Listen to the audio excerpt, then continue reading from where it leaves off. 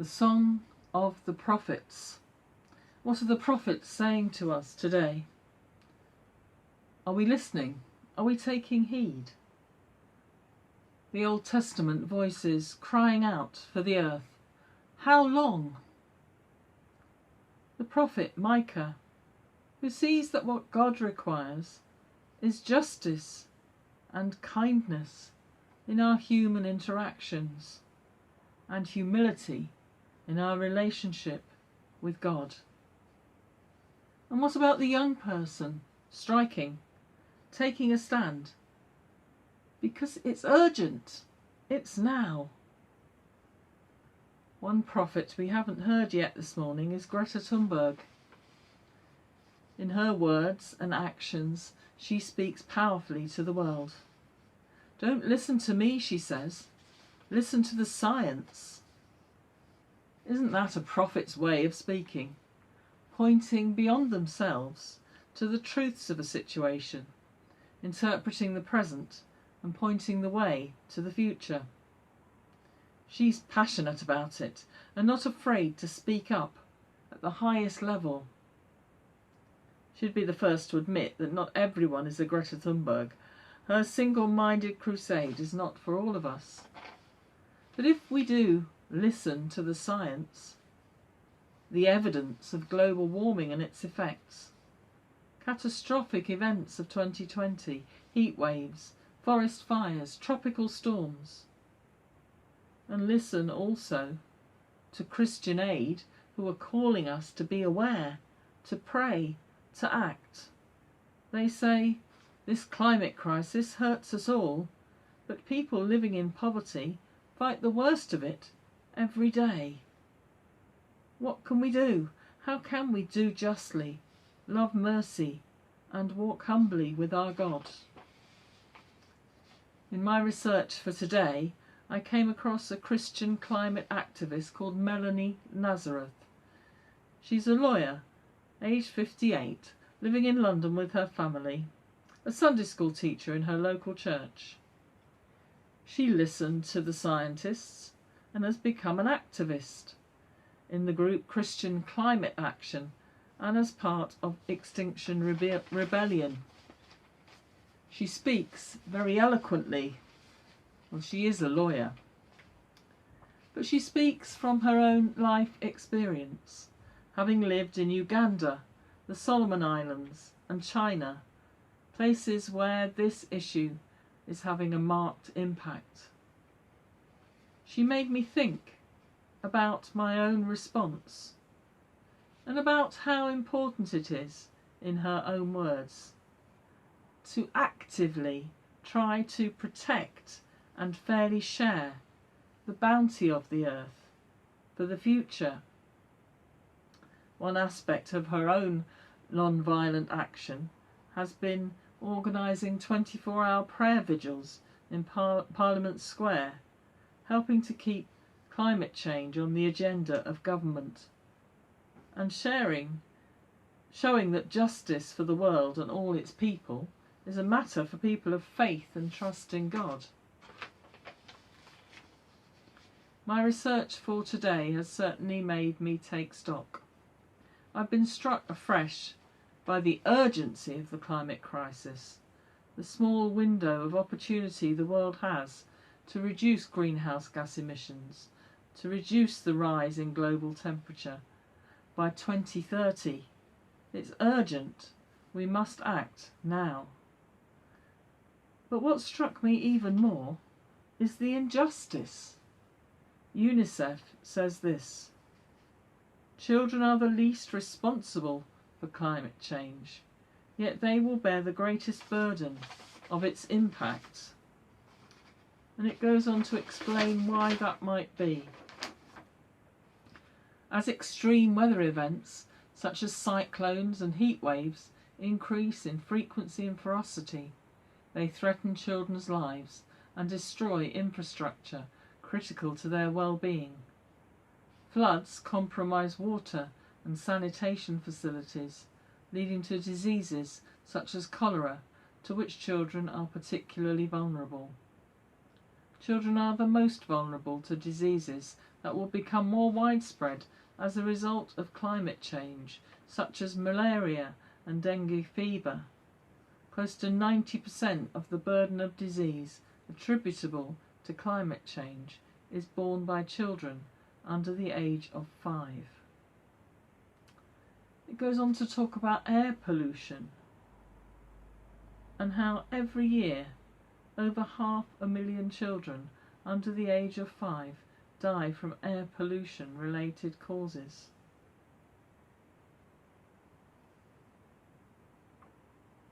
This is the first time a global generation of children will grow up in a world made far more dangerous and uncertain as a result of a changing climate and degraded environment. We thought coronavirus had struck at the foundations of our world, but climate change has crept along gradually, year by year, doing just that, striking at the foundations of our world, threatening the future of the planet, yes, but devastating people's lives and livelihoods now. This is something I don't think I'd really grasped before. Perhaps I had my head in the sand. Maybe I'm preaching to the converted. I've realised there was a cost to animals. Extinction for such a range of species. How could we stand by and let that happen to God's wonderful world? We're the ones with the power and responsibility. But I don't think I'd appreciated the human cost as temperatures and sea levels rise. It all feels so huge. The more I've read, the more there is to read. My brain's felt a bit frazzled with it all. But it's no good just knowing more about it. Surely if we are to do justly, we must also act. But what can we do against such a massive issue? The scientists came to our aid. I found a really informative resource. 9 things you can do about climate change, produced by the Grantham Institute, which is part of the Imperial College London. I'll put a link in an email and on the website so you can check it out for yourselves. But here's a few things that they suggest in the 9 things that we can do. The first and the most important: make your voice heard by those in power. Let MPs, councillors, local mayors know you think climate change is important. And Christian Aid also want us to do that, don't they? So in the devotional leaflet that for this week, which you're welcome to have a copy of, just let me know, I've got some here. At the back there is something for you to sign and send off to the free post address. And they say this: a better way is possible. The UK government can respond to the impacts of the pandemic by going back to business as usual, or it can build a better future where everyone has enough to live life to the full, free from devastating climate chaos. Add your voice to the call for a better way. A better way is possible. Climate change is not something that our small acts are going to make too much of a difference to. They'll make a little bit of difference. Every little helps.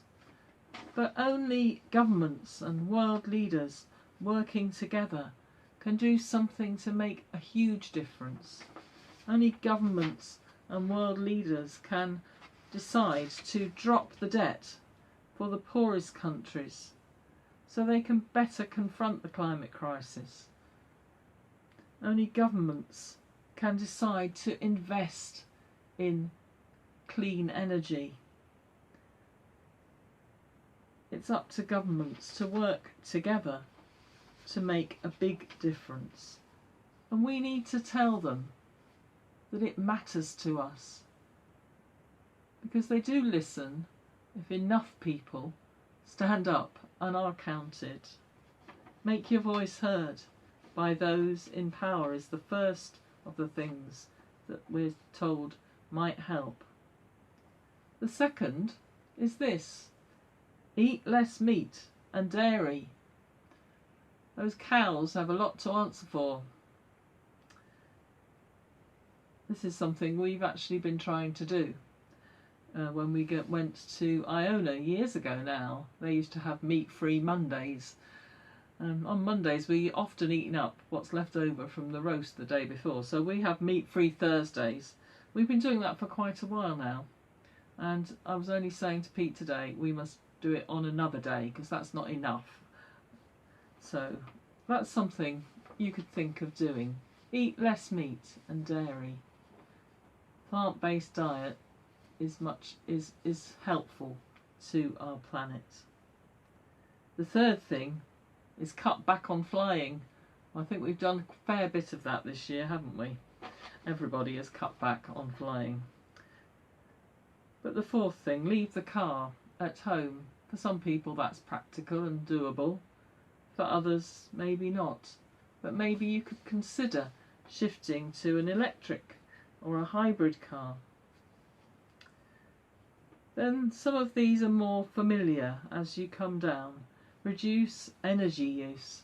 That's always been the one, hasn't it, that we've been trying to do in various ways. And I was surprised to discover even more technological devices to help you do that. So I'm looking at maybe buying a new shower head, the water efficient shower head, that would make a difference to the amount of water we use day by day. Water is such a precious resource. So you can tell there's all sorts of things in this list of 9.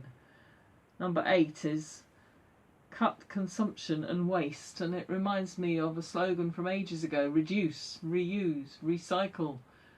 We've kind of got that in our heads to some extent, but we can always do better, can't we, in the way that we cut down on consumption and waste, and maybe lobby some of the supermarkets and others to reduce their packaging and waste. It's not been a good time for that with the pandemic, because we've all been ordering things to come through the post, and we've ended up with lots of packaging. At least we can recycle it. The last thing on the list is an interesting one, I think. It says, talk about it. Talk about what you're doing. Talk about it to your friends. Say, do you realise just what a crisis we're in here with this? It's important, isn't it, that everybody... I think sometimes it's important that you share, because maybe other people are doing things as well, and it's nice to know they're not the only ones. But I think it's important as well that maybe we raise awareness in places where people aren't quite so aware. It's challenged me to think as a church how we can work towards becoming carbon neutral. Could we do that? Can we do something to reduce our emissions, to save energy? Maybe at least it's important that we put it on the agenda, that we try to do something about our own energy usage.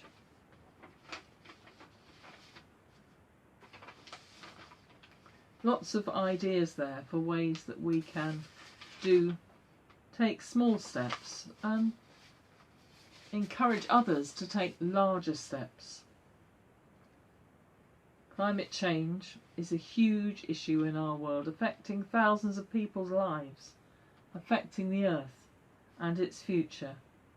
God's love for the world and longing for all people to enjoy abundant life spurs us on to act.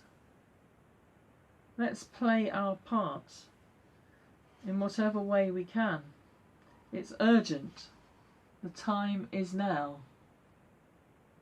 One way we can play our part this week, of course, is by donating to Christian Aid, and we'll make sure that there's a link for you to be able to donate to Christian Aid to support them in the work and the campaigns that they're doing. So they have several prongs really to their work.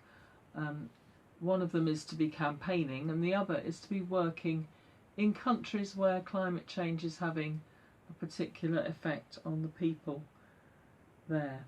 And so we're going to look now at a film that was made a few years ago now, 5 years ago I think, that shows the effects of climate change on some communities and the ways that Christian Aid is working there to support and help them.